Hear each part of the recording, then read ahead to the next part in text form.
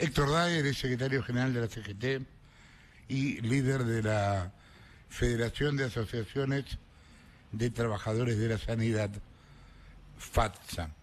¿Qué tal, Héctor? Jorge Lanata le habla, ¿cómo va? Buen día. ¿Qué tal, Jorge? Buen día, ¿cómo estás? Bien, bueno, en principio, ¿esto es una escalada? ¿Es el comienzo de una escalada para todos? No, a ver, no, hoy en los diarios sale como si fuera una cosa de seguidillas. La realidad es otra, la realidad es que solamente entre un 28 y un 32% de lo... Digo esto porque hay negociaciones que están en curso. De las actividades han podido recomponer sus salarios, ¿no? Y el diferencial, recién ahí una compañera de ustedes hablaba de que un sindicato de servicios dice que está muy lejos. El diferencial producto de los números de la inflación de estos meses nos aleja muchísimo, digamos, no es que hablamos de, bueno, tenemos un retraso del 5, del 10%, sino estamos hablando de retrasos que son grandísimos en los salarios de los compañeros y las compañeras, ¿no? Digamos, este es el problema, que acá se liberaron todos los precios, acá se dijo, bueno, te regulamos absolutamente todo, una devaluación del 118%, y dejan sin tener políticas de ingresos, donde los más afectados sin duda son los jubilados y las jubiladas, y los sectores vinculados estrictamente al sector exportador o al sector financiero son los únicos que pudieron recomponer. Y el resto no se puede recomponer, y aparte no han tenido una política homogénea, ni siquiera para los sectores empresariales, porque hay en los mismos sectores algunos que quedaron arriba de la meseta, otros quedaron en la meseta, y hay sectores, pymes y demás, que están por debajo de la meseta, inclusive en términos de la parte empresarial, ¿no? Entonces, ahora, perdón, este es Héctor, un escenario complicado, ¿no? nada Sí. indica que esto vaya a cambiar del lado de Milei. Al revés, yo lo que creo es que a medida que pasa el tiempo va a ser peor. Bueno, Jorge, pero esto, a ver, si todos le decimos al presidente, seguí ajustando, que la cosa va bien, que nos cerraron los números porque no le pagamos a nadie, pero no importa, nos cerraron los números de enero, me parece que ahí es donde nos estamos equivocando. Y creo que todas estas medidas también las tiene que ver el presidente y entender que las cosas no son, no pago nada, no le giro nada a las provincias, no me hago cargo de la salud, no me hago cargo de nada, y termino cerrando los números, porque así es todo fácil. Y esto, si lo llevamos a la economía doméstica, si uno no paga el alquiler, no paga la tarjeta, no paga el colegio, no paga, se cola en el colectivo y demás, por ahí llega a fin de mes y le sobra un poquito de plata. Y dice, bueno, hagamos una fiesta. Digamos, me parece que lo que el presidente... es complicado lo que está diciendo usted, ¿no? Es que el presidente no va a cambiar, porque luego... Ojo, yo no lo digo a favor esto, No, yo sé que lo dice con la preocupación, con la misma preocupación que lo vemos nosotros. ¿O por eso nosotros le qué digo. decimos? No queremos llevar esto ni a un caos, ni a que los compañeros hoy que se quieran, o compañeros o no compañeros, o el que tiene la mejor prepaga o el que tiene la mejor obra social, van a un sanatorio y no los atienden. No nos pone contento eso, no es un fin en sí mismo. Entonces, lo que le decimos es, tienen que tener una mirada más macro, tienen que mirar la foto más amplia, ¿no? Y tienen que dejar de insistir con esto de que la mirada nuestra es una cuestión cultural, y que el Estado se tiene que desentender de todo. Porque si no, vamos a entrar en una complejidad absoluta de que no le interese la gente. Y el Estado tiene un rol fundamental para equilibrar una sociedad y hacer que la convivencia y la vivencia de quienes integran un pueblo, que son los habitantes de una república como la nuestra, tengan posibilidades de desarrollarse, de estudiar, aún en un marco de dificultades, que las asumimos, pero lo que no se puede hacer es decir, bueno, tiremos todo por la borda y sigamos con la balsa con los únicos que queden arriba. Porque eso es, me parece que es una locura, ¿no? Jessica. Y ojo, lo digo con una mirada también. Yo creo que el presidente en esto tiene honestidad intelectual, hace lo que cree y lo que piensa.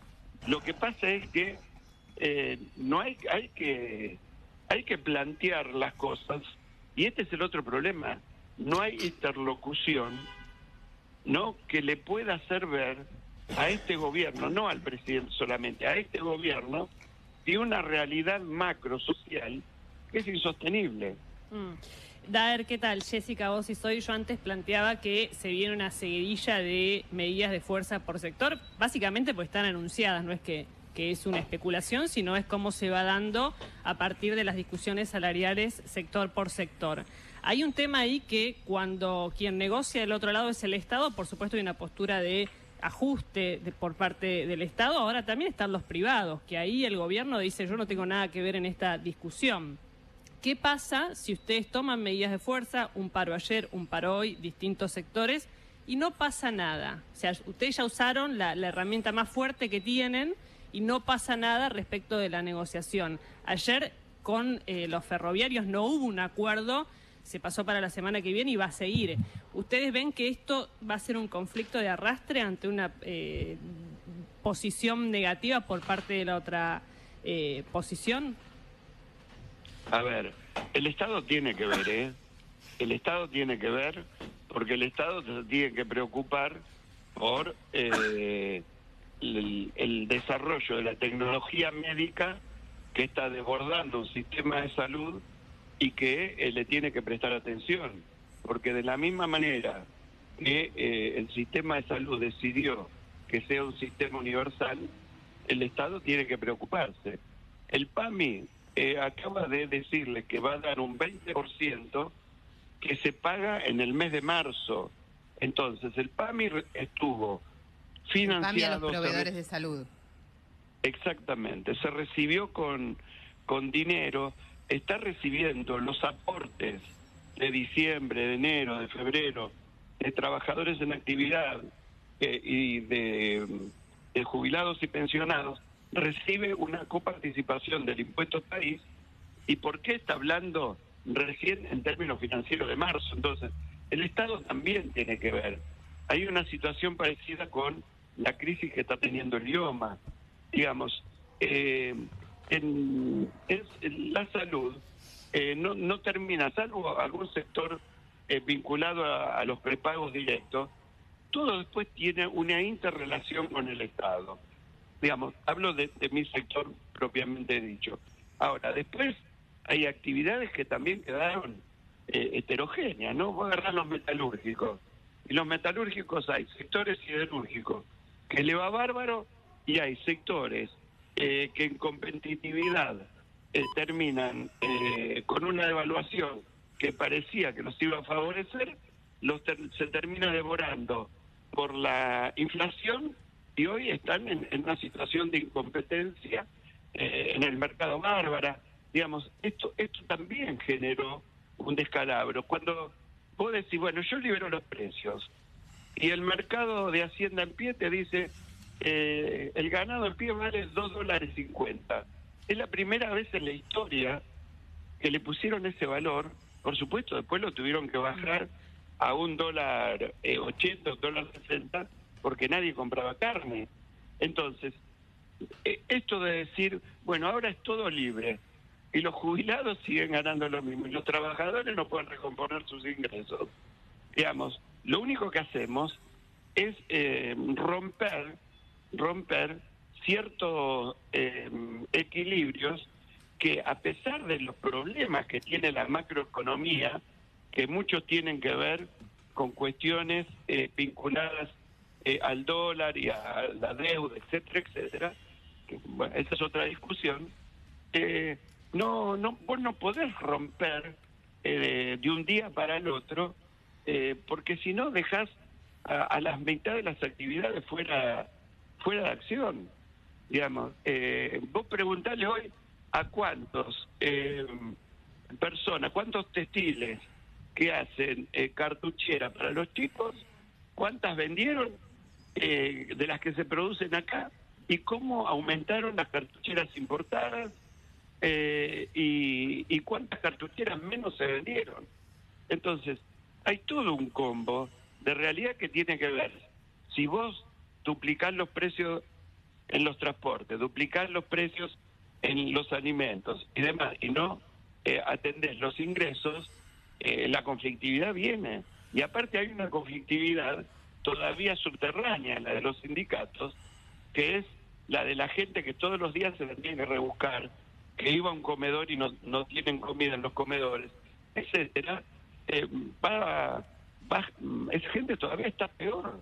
Entonces, no hay que tener la mirada de solamente, bueno, vamos a empezar con una conflictividad. No, la conflictividad es muy profunda y todavía la gente es paciente y somos un pueblo paciente y somos un pueblo que tiene esperanzas y demás. Por eso lo que decimos es, al presidente hay que ir y plantearle la verdad. La ministra de Capital Humano acaba de tener una discusión que le costó el llanto con el ministro de Economía, porque el ministro de Economía no le gira partida. Y hablamos de una ministra que es de absoluta confianza al presidente. Entonces estamos complicados. Cecilia. ¿Qué tal, Héctor? ¿Cómo le va? Cecilia Ufred lo saluda. ¿Qué tal, Cecilia? Al principio, en la primera respuesta que nos dabas, decías que alrededor del 28-30%, creo que dijiste, de los gremios cerraron acuerdos que compensaron inflación o algo por el estilo, ¿no? Quería preguntarte hoy, en ese escenario, ¿cuánta es esa dispersión, digamos? ¿Cómo quedan en qué situación? ¿Qué nivel de diferencia hay hoy entre los gremios o los sectores que por el cambio de modelo están beneficiados y los que quedan más atrasados? No, va a ser abismal. Digamos, por eso yo me refería a los sectores estrictamente vinculados a las exportaciones o vinculados al sector financiero.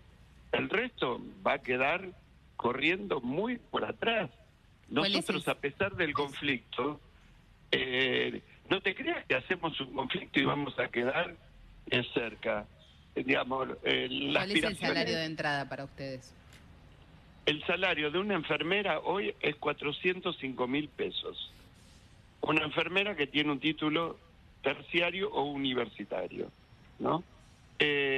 Por supuesto, hay después adicionales, pero conforme un salario de 500, 600 o 700.000 pesos. Digamos, entonces... ¿Y el aumento que ustedes están pidiendo, de cuánto es y cuánto está ofreciendo el sector? Nosotros estamos pidiendo por enero, o sea, sobre el salario de diciembre, el 31%. ¿Y el sector 31,14 creo que es. Sí, por debajo de la inflación. Lo acabamos de firmar con los hospitales de colectividad de acá de la ciudad de Buenos Aires, que tiene un convenio propio, que es el italiano, el alemán, el sirio y el británico. Por supuesto que con eso quedamos por debajo. Sí, claro. Por eso están haciendo un pedido por debajo de la inflación. Te preguntaba cuánto le están ofreciendo los sectores con los que todavía no cerraron. Nos ofrecieron el 21 para febrero y el 10 para marzo. El monto que ustedes piden, pero en 2 cuotas. Sí, pero en 2 cuotas y entonces seguimos acumulando por supuesto. Lo de enero, seguimos acumulando lo de febrero, y esto la gente lo cobra en abril, esto que nos están ofreciendo. Sí, claro. ¿no? Claro. Se supone que la inflación acumulada en el primer trimestre va a estar cerca del 50, claro. Ahora, Daer, Marina Calabro lo saluda, ¿cómo le va? ¿Qué Horas tal? atrás usted ratificó la posibilidad de otro paro general. Le quería preguntar, bueno, si esto ya está en análisis, de qué depende, si sería un paro con movilización, si tiene fecha y bueno, qué hay avanzado en este sentido. No, a ver, los instrumentos que nos asiste la Constitución y la ley están siempre siendo analizados, por supuesto. Ahora, no hay hoy, si vos me preguntás, no hay una decisión de decir la semana que viene hacemos un paro. Hay eventos donde la participación de la CGT va a ser muy fuerte, que tienen que ver con el 8 de marzo. Vamos a ver cuáles son los planteos a futuro que hace el presidente en la apertura de sesiones. Eso va a ser muy importante para la determinación del análisis político. Perdón, ¿por qué el 8 de marzo? Porque el 8 de marzo va a haber una gran cantidad de trabajadoras que van a participar y seguramente desde la CGT, no seguramente, en la CGT hoy ya también se está conformando unos grupos de apoyo y de participación que están articulándolos con todos los gremios, porque me parece que la lucha de las mujeres por la igualdad también tiene que ver, y de los derechos de las mujeres, tiene que ver con lo que estamos planteando en términos sociales. Pero eso sería una movilización por el Día Internacional de la Mujer, no es una huelga, un paro general. No, para entender lo que usted plantea. No es un paro general, va a ser una gran movilización, va a haber una gran movilización el 24 de marzo, porque el 24 de marzo también se llevaron adelante políticas similares a las que está llevando hoy adelante. No hablo del tema terrorismo de Estado, hablo de políticas económicas que se están llevando adelante por parte de este gobierno. Es más, hay similitudes muy grandes entre los anuncios de Martínez de Oz y los que realizó Caputo, y en ese sentido también, como es una reivindicación histórica, también va a ser una reivindicación en estos días. Gonzalo. ¿Cómo le va, Daer? Gonzalo Sánchez lo saluda. ¿Qué tal? Me quedé pensando en la imagen que se está construyendo alrededor de los gremios a partir de esta decisión del gobierno de dejarlos jugar, de cantar paro, no les dicta la conciliación obligatoria y hay una estrategia muy clara de dejarlos en evidencia porque el gobierno considera que la gente no quiere que los sindicatos hagan paros. Y eso ayer se vio, fue muy notorio, porque más allá de las razones que puedan tener los ferroviarios de hacer una huelga, que por ahí son legítimas, también es cierto que el 1.300.000 personas que quedaron un poco a la deriva, cuando uno les hacía preguntas, la gente decía, son trabajadores que cobran 900.000 pesos y hacen un paro, y nosotros estamos acá sin saber qué hacer y cómo resolver nuestra vida. Digo, frente a esto, que no quiero decir que tengan razón ni unos ni otros, simplemente digo, frente a esto, que el gobierno está decidido a dejarlos a ustedes un poco más expuestos, ¿qué lectura hacen? ¿No es un poco, están todos jugando con fuego, no? A ver, lo que hay que hacer es intentar resolver las cosas. Nosotros teníamos un paro para hoy y ayer estuvimos hasta las 11 de la noche discutiendo con los empresarios para ver si le encontrábamos una salida. Digamos, la medida de fuerza no es un fin en sí mismo. La medida de fuerza tiene que ver con un punto de quiebre de una negociación que no sale. Ahora, yo los invito a ustedes que vayan a la puerta de los sanatorios. El apoyo que estamos teniendo de la sociedad es grandísimo. Sí. A pesar de las disculpas que les pedimos a todo el mundo por los sinsabores. Quizás el transporte es de otras características, pero yo lo que le puedo decir es nosotros representamos intereses concretos. Ahora, demonizar a la representación social de los trabajadores, yo no sé si ese es el camino. Por ahí el camino tiene que ser otro. Por ahí el camino tiene que decir tiene que ser escucharnos un poco más y comprender que hay cosas que pueden ser, hay cosas que se pueden compartir y hay cosas que son insostenibles. Entonces, este es lo inédito de lo que estamos viviendo y de la complicación que nos genera en el análisis hacia adelante, ¿no?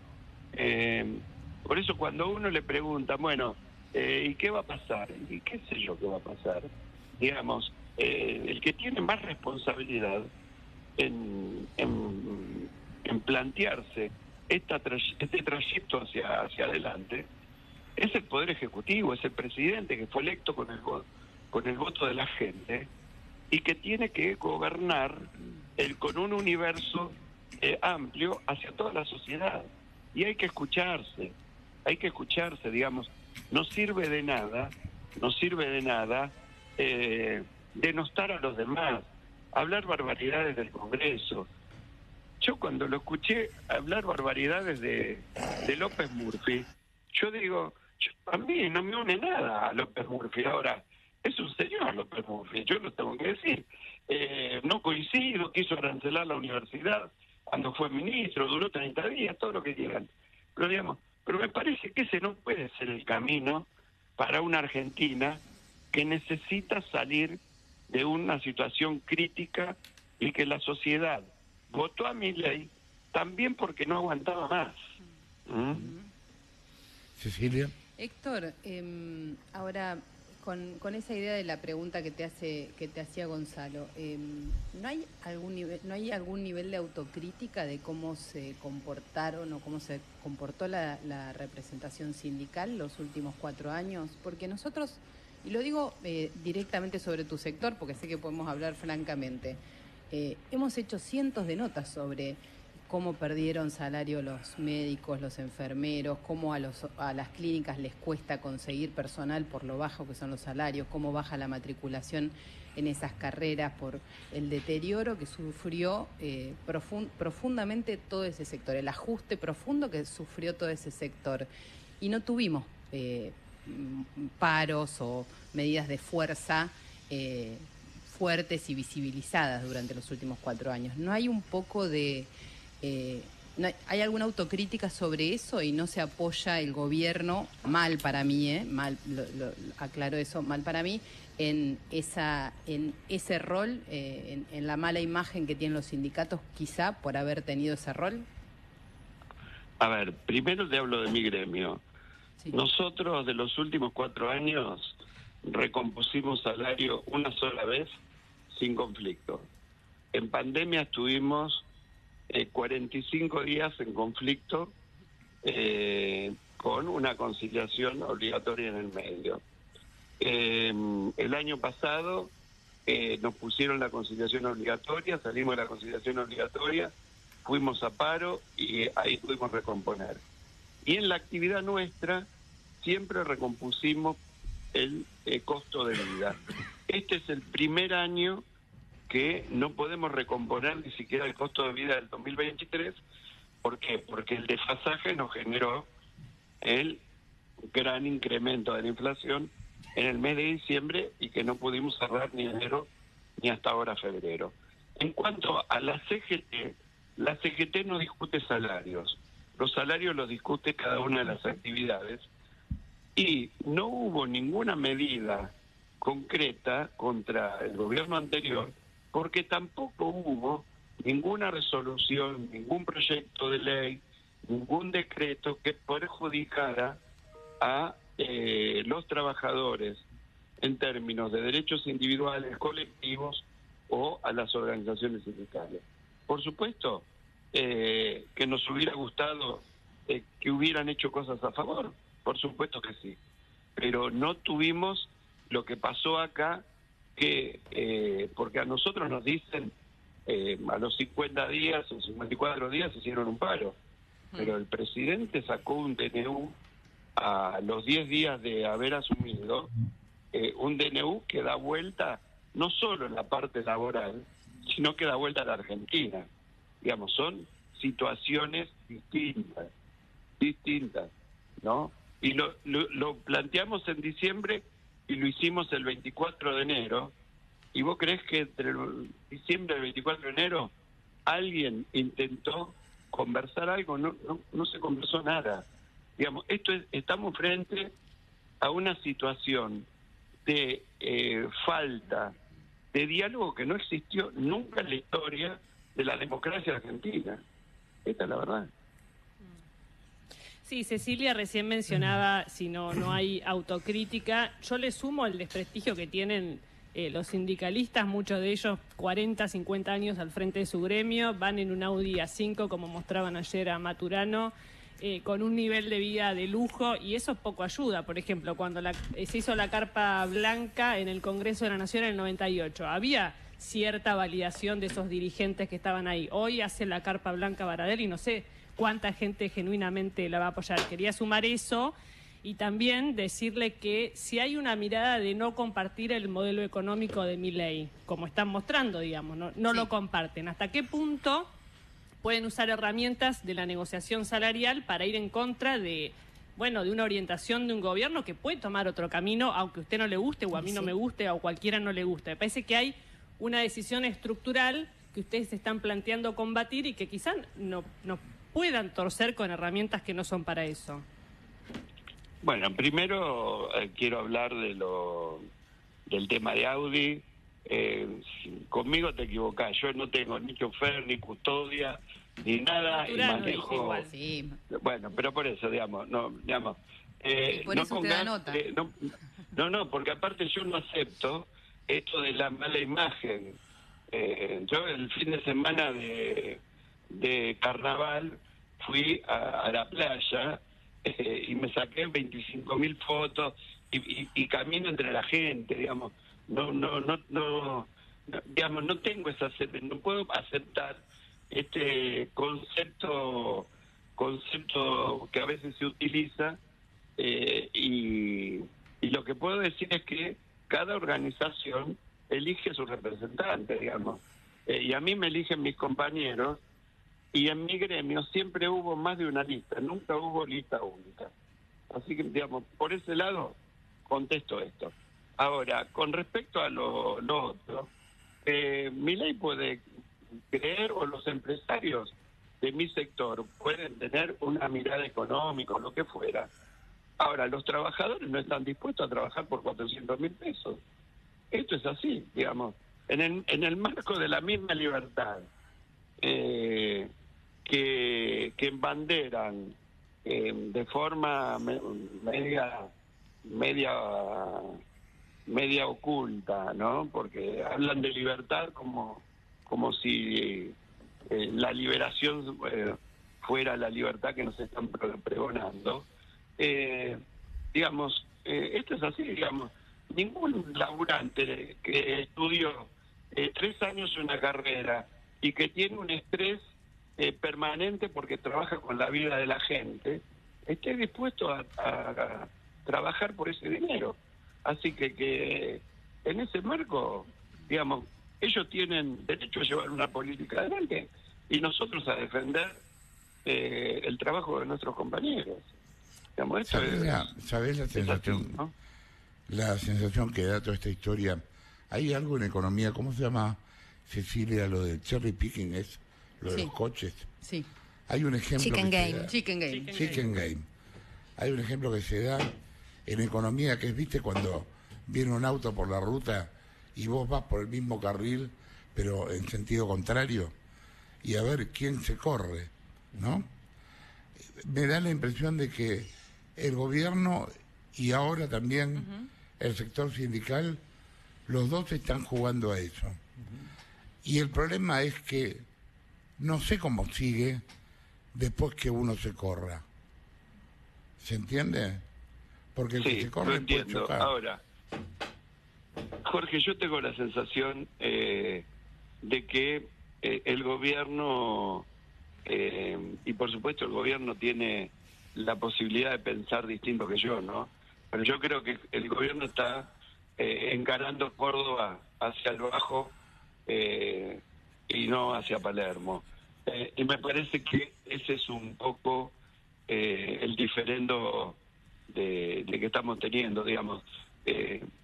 no puede ser un gobierno que no hable con nadie, no puede ser un gobierno que ponga un interlocutor y que cuando se conversa después se termine resolviendo de que lo que se conversó no se va a cumplir, digamos, porque ahí se van quemando todos los fusibles. Me parece que lo bueno sería que los que tienen acceso, que son muy poquitos, puedan también decirle que acá hay una sociedad que respeta el voto democrático del pueblo argentino, pero que en eso también hay un marco de realidad que hay que reconocer. Nosotros, vuelvo a repetir, esto de que vamos los dos por el mismo carril y vamos a chocar de frente, no es nada querido, no es nada querido.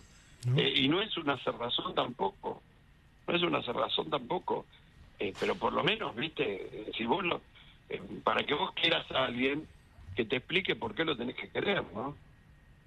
Rolo. Daer, ¿cómo le va? Rolando Barbano lo saluda. Este tema que le planteaba Jorge de los autos enfrentados tiene que ver también con algo que es un conocimiento que tenemos todos. Usted le hizo la campaña a Sergio Massa, o sea, usted lo acompañó, y gran parte de lo que estamos sufriendo ahora se debe a las políticas económicas que lleva adelante el ministro Massa. Usted decía, empezamos a perder el poder adquisitivo del salario en diciembre, y lo que pasó en diciembre es responsabilidad del gobierno anterior, igual que la inflación que tuvimos en enero. Entonces a uno no le termina de quedar claro por qué estuvieron tan callados durante 4 años en los cuales se acumuló un 1000% de inflación, y si ahora lo que están haciendo en realidad es oposición política y no representación de los trabajadores. Esta es un poco la duda que queda, porque a todos nos está pegando la crisis, por supuesto. Pero el tema es, ¿qué legitimidad tienen después de haberse callado y haber acompañado una candidatura presidencial de un hombre que era el ministro de Economía de la gestión anterior, ahora hacer reclamos y plantear paros? Pero bueno, primero no comparto la subjetividad tuya. Eso de entrada, pero aparte te digo, nosotros le aclaramos a la población, le dijimos, si quitan los subsidios, el boleto se va a ir a 700 mangos, si devalúan va a pasar esto. Ellos plantearon que el combustible tenía que estar 900 pesos el día que desabastecieron todas las estaciones de servicio. Entonces, pero como fue el desabastecimiento estaba Massa en el gobierno. Pero sí, pero fue presión de los estaciones, de los productores de combustible, que hoy son para vos fue intencional que las petroleras desabastecieron la Argentina en noviembre. No tengo dudas de esas cosas. Nunca son casuales. Nunca son casuales. Que el 60% del mercado lo tiene una petrolera estatal. Pero también tiene responsabilidad, no tengo dudas. ¿no? Pero no tengo dudas. Esto de mandar 2 plantas de reparación en el mismo momento donde había picos de consumo, no me parece. Yo también creo que es una irresponsabilidad. Ahora, nosotros advertimos totalmente. Ahora, recién dice, es todo consecuencia de lo anterior. La devaluación no es consecuencia de lo anterior. No. Es más, este gobierno dice, y si no preguntándoselo a los empresarios, a los mercados, etcétera, este gobierno dice, devaluamos mucho más, porque queríamos tener resto. O sea, tener resto en términos de que cuando se acomoden todos los precios relativos, ellos queden con un colchón. Ahora, esa devaluación va directo a alimentos, va directo a energía, va directo a los precios básicos de la economía.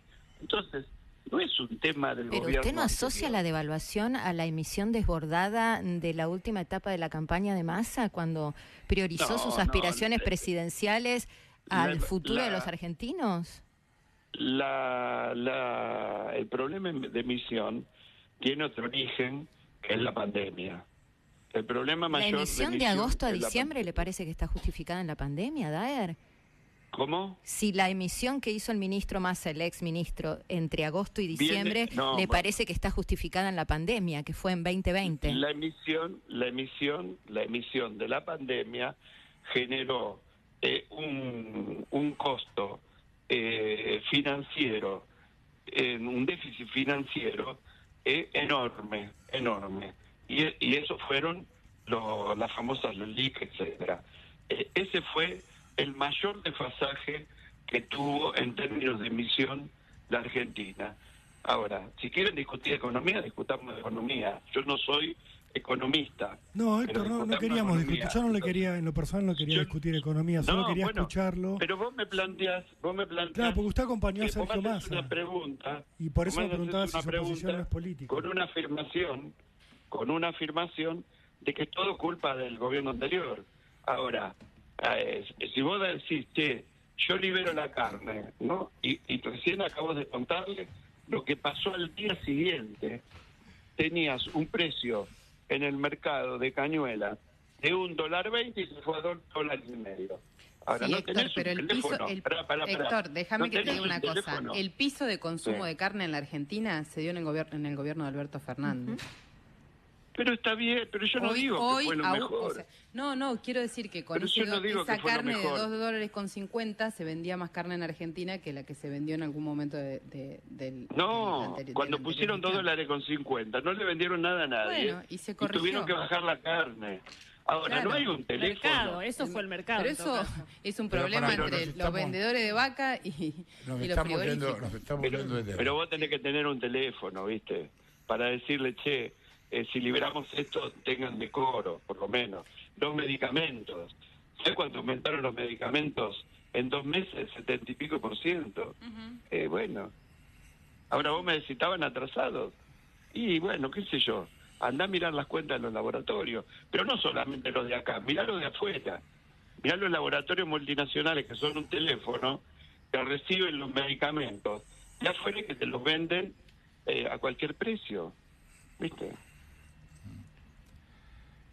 Me quedé pensando algo que ni empezamos a discutir, que es que si una persona en la elección logra el 56%, como sucedió con Milei, eso le da derecho a pasarle por arriba a todo el mundo. Y realmente creo que no.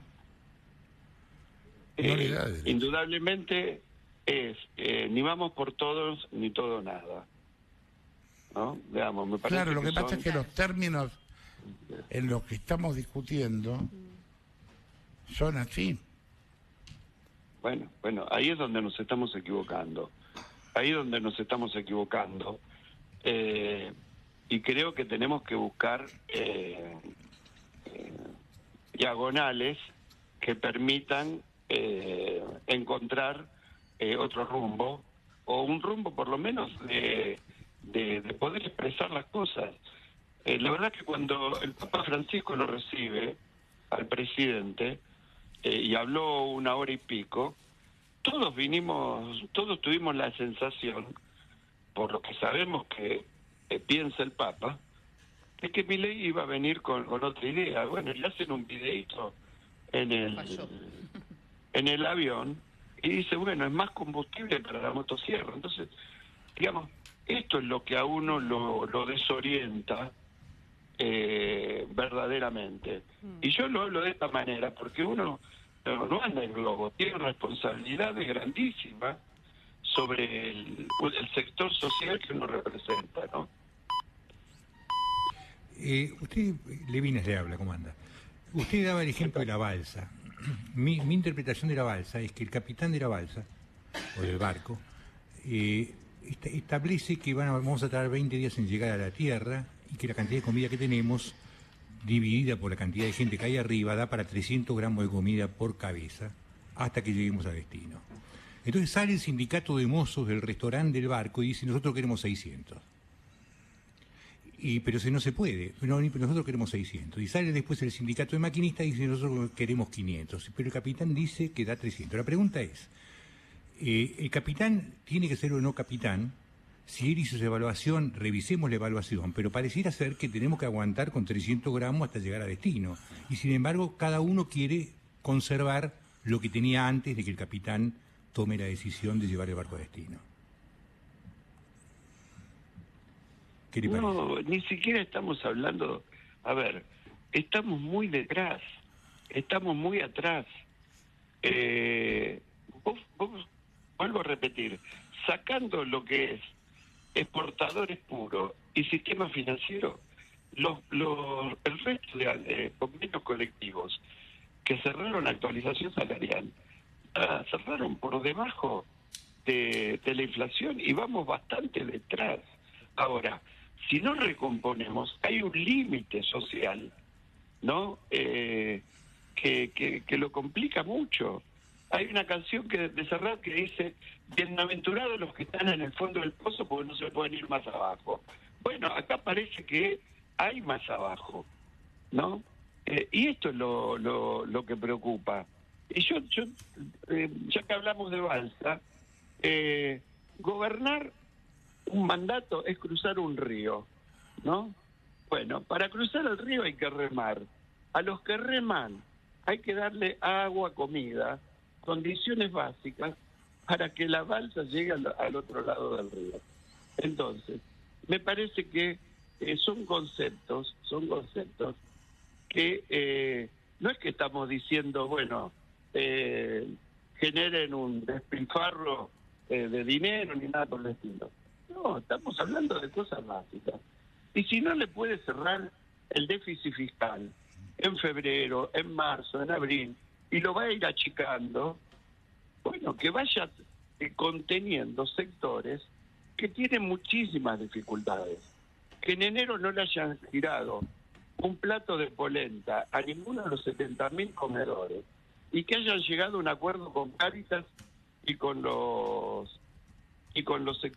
las iglesias evangélicas y que todavía no lo hayan podido instrumentar y que la ministra fue a pedirle la plata a Caputo y salió llorando, digamos, es grave, porque estamos hablando de sectores que no pueden ser abandonados.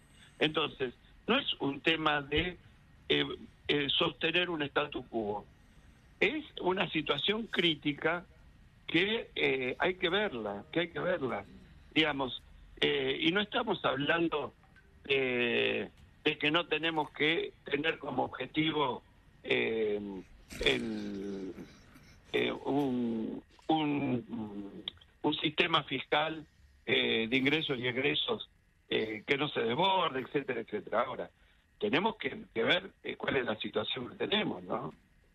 Gracias, Daer, por la comunicación. Héctor Daer, quien hablaba, titular del Gremio de la Sanidad, hoy de paro. 11